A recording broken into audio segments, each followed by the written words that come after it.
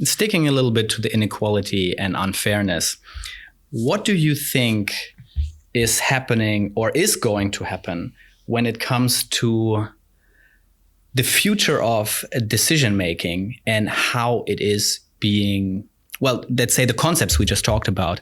Do you think they're going to be regulated at some point? And let me put this in a bit more of a context. If you think of the current social media platforms of using specific perceptual, decision-making, memory, attention tricks based on, neuroscientific findings, psychology findings about principles of slot machines, do you think that and talking about being manipulated, right? Mm-hmm. Do you think that at some point the governing bodies will step in and say, okay, this is going too far?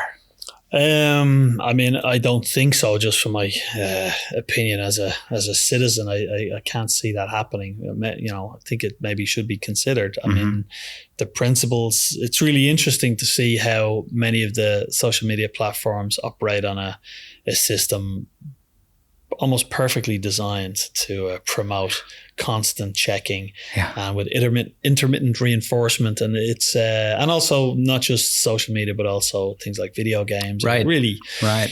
It's amazing. My son plays video games sometimes, and I'm sitting there and I watch and I go, this is like really clever the way they designed this. It's very hard to resist, especially for developing minds. It's very hard to resist.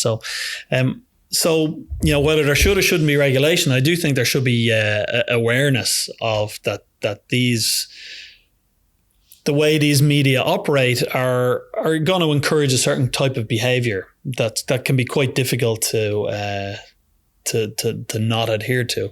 So I think there should be greater knowledge about that. So when we talk about, say, the power of Facebook or the power of social media, I think there should be better understanding of how they work and what kind of triggers they hit on us and what buttons they press, because they're not designed accidentally. They're designed by smart people who have whether they read the scientific papers or they just have some kind of implicit understanding of how people operate.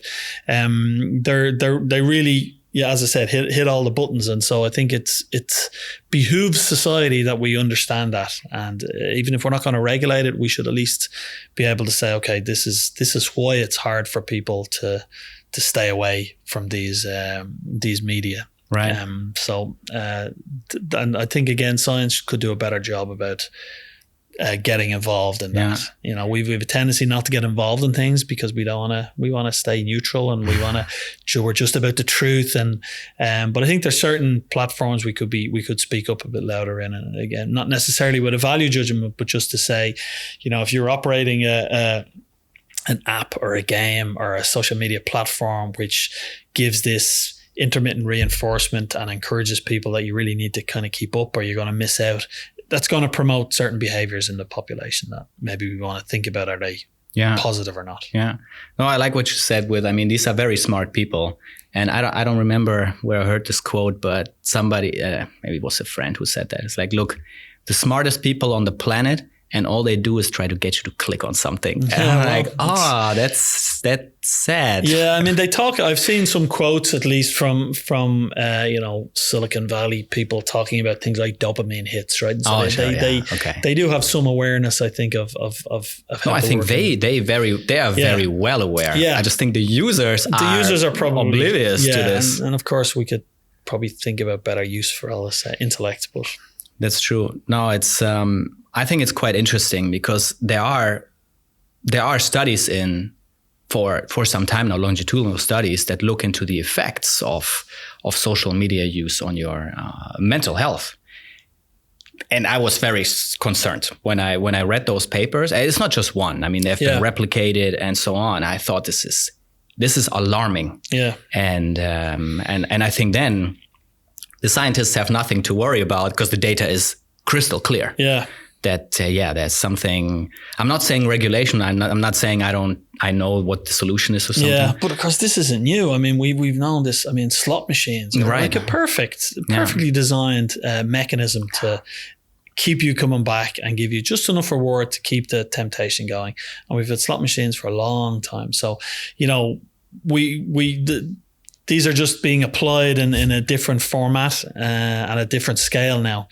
But you know, there's nothing new under the sun, as they say. I agree. It's just a different packaging, I guess. Mm-hmm. And it perception-wise looks new. Also with a much bigger outreach, right? Everyone doesn't have a slot machine in their pocket, right? You often, maybe that was a way of implicitly regulating it, right? You create a building that you have to physically show up in and put your money in, and that's maybe one way of kind of implicitly regulating it. That of course goes out the window when, you know, everybody has it in their pocket and on their desk and at home and everywhere. So that changes things. Yeah, exactly. No, I find that very concerning, and I think it would be great if we all just talked a bit more about this. Yes. Also, of course, all the people listening to your podcast and their electronic device, that's also good use for these. Yeah, I think that's a good use. And I hope they're not just sitting around. I hope they're cooking something while listening. Yes, exactly. That's what I like about the podcast format. You don't have to. Yeah, it doesn't tie you to your device, right? Exactly. It doesn't tie you to it. Yeah.